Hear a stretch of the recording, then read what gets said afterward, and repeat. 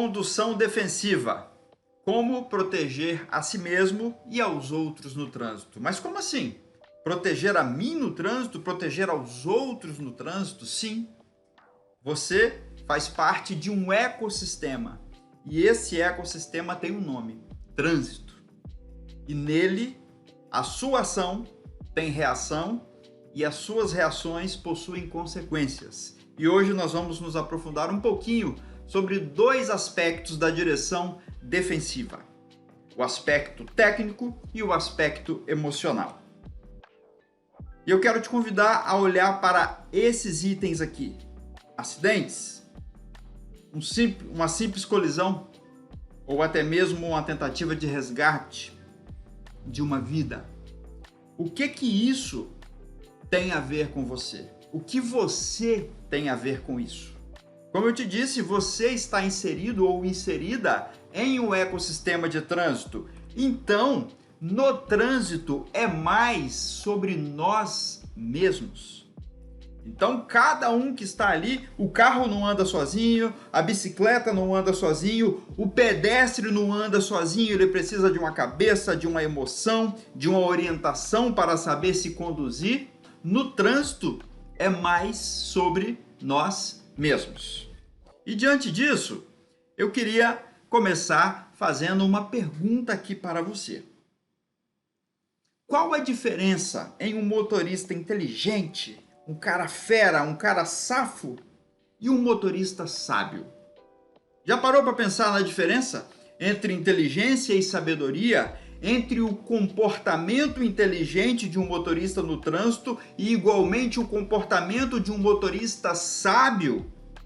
Ou não tem diferença? Logo, logo a gente volta a esse tema.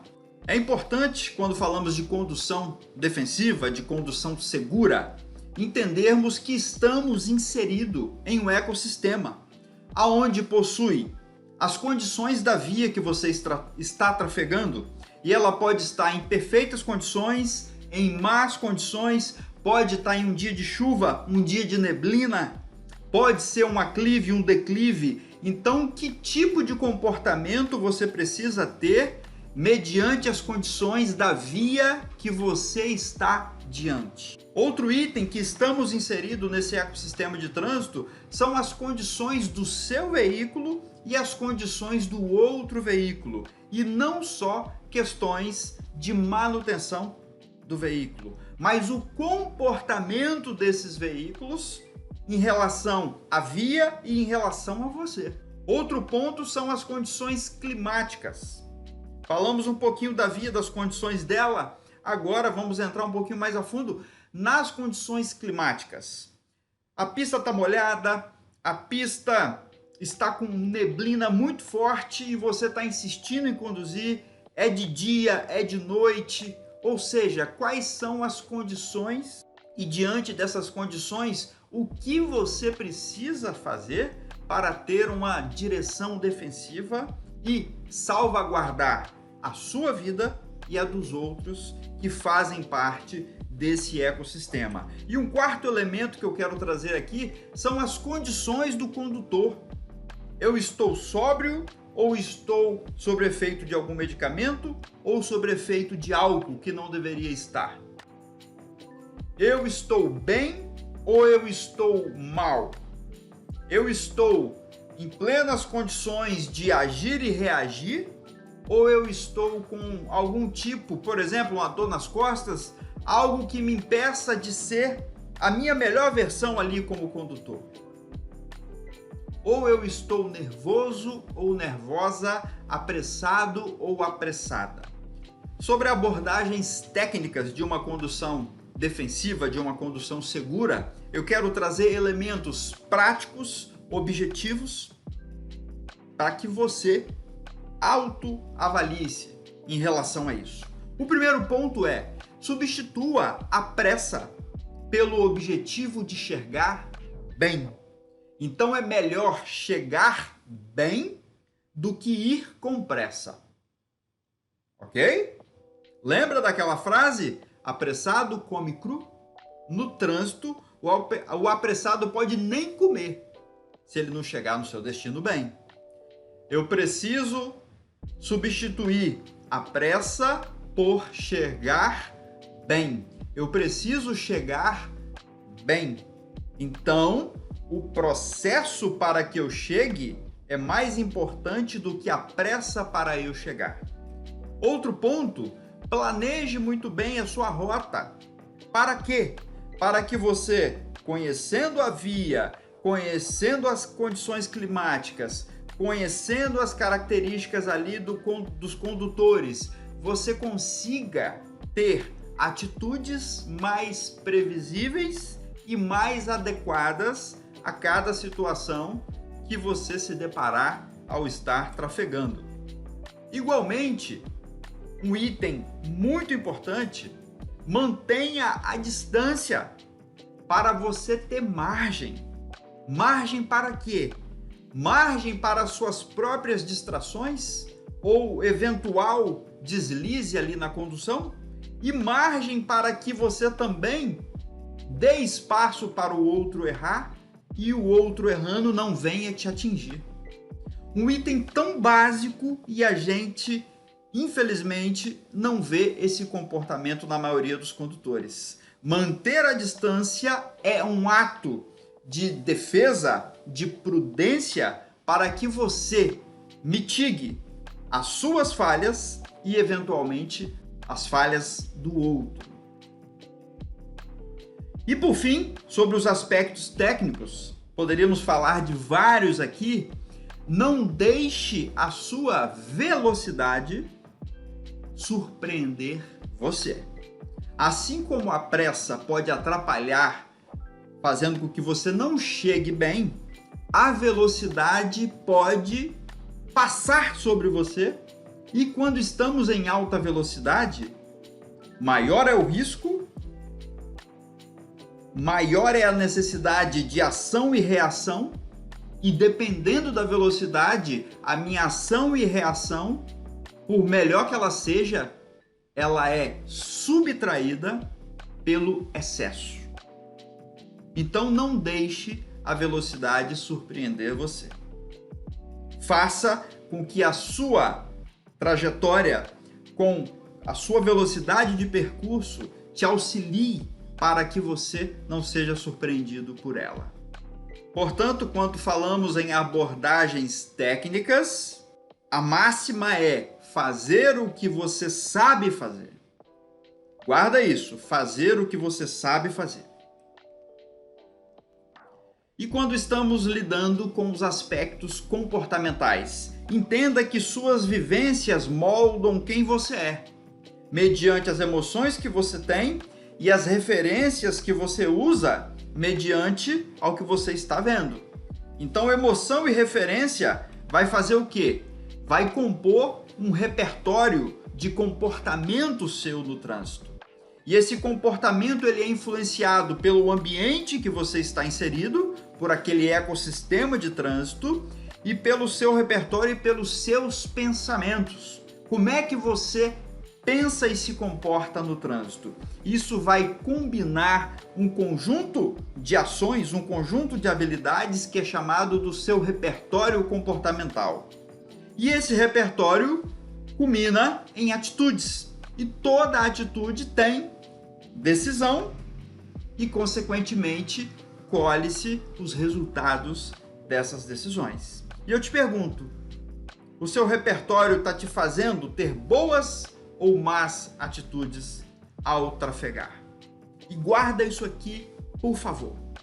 O repertório é aquilo que eu sei, é a minha capacidade ou a minha incapacidade se eu ainda não estou preparado para aquele tipo de trajeto, para aquele tipo de veículo, para aquele tipo de condição climática.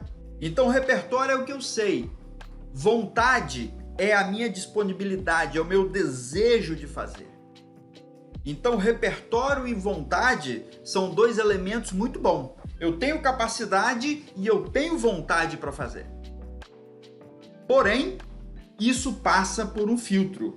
E o filtro é a emoção, são as suas emoções. Porque não basta ter uma boa capacidade e uma boa vontade se eles não estiverem atrelados às suas emoções. Porque você pode ser orientado, por exemplo, a fazer uma dieta e vai ter todo ali o passo a passo de como fazer essa dieta. E você pode estar com vontade, com disposição em cumprir essa dieta. Porém, você olha um prato muito gostoso, fora da dieta, e rasga fora a dieta para comer aquele prato saboroso que vai te dar um prazer imediato e saciar seus desejos emocionais. Então não basta ter um bom repertório e uma boa vontade se ela não estiver associada às suas emoções. E aqui nas suas emoções é que se reverberam os seus comportamentos. Olha só essa frase. Para o bem ou para o mal, quando as emoções dominam, o intelecto, a sua razão, não pode nos conduzir a lugar nenhum. Algumas abordagens emocionais importantes. A primeira delas, tenha consciência em relação às suas atitudes. Se questione. Eu conduzi da forma certa? Eu agi da forma certa? Eu posso melhorar? Como poderia ser a minha atitude em relação àquela situação que aconteceu? Comece a usar perguntas para despertar a sua consciência em relação ao que você faz no trânsito. Segundo ponto, emoções passam, mas os resultados e as consequências deles podem permanecer com você para o resto da sua vida. Então, cuidado com a raiva, com a ira, com o sentimento de justiça, porque as emoções vão passar. Você vai arrefecer sua ira, porém, já cometeu uma atitude e teve um resultado. E esse resultado pode acompanhar você durante muito tempo. Você, no trânsito, não é o dono, não é o único. Muitas das vezes a gente entra no nosso veículo e acha que estamos ilhados, sozinhos, no espaço, sem nada a nos interromper. Muito pelo contrário, aquele ecossistema nos dá a dimensão do efeito ação e reação e de que eu não estou só. Eu faço parte de um ecossistema e a minha atitude técnica e comportamental reverbera sobre esse ecossistema. E por fim, os 4 elementos fundamentais de um bom comportamento que nos leve a uma direção defensiva é eu manter-me com atenção para que eu esteja concentrado no que eu estou fazendo, que é o ato de dirigir. E aí, com concentração, eu vou ter a previsibilidade, eu vou estar antenado ou antenada do que está acontecendo para que eu consiga acionar o meu repertório em busca de reações adequadas para cada situação que eu venha a vivenciar no trânsito. E assim eu pratico uma direção defensiva e que venha a resguardar não apenas a minha vida, como a de todos que estão inseridos no trânsito. Portanto, quando falamos de abordagens comportamentais no trânsito, não é fazer o que se sabe, e sim escolher o que se sabe fazer. E o escolher é você separar a emoção da sua atitude. E sobre a nossa pergunta, qual a diferença entre o motorista inteligente e o motorista sábio?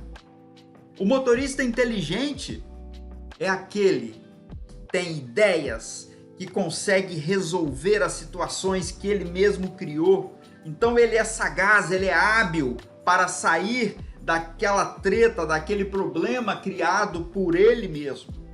E qual é a diferença do motorista sábio? Ele evita criar problemas.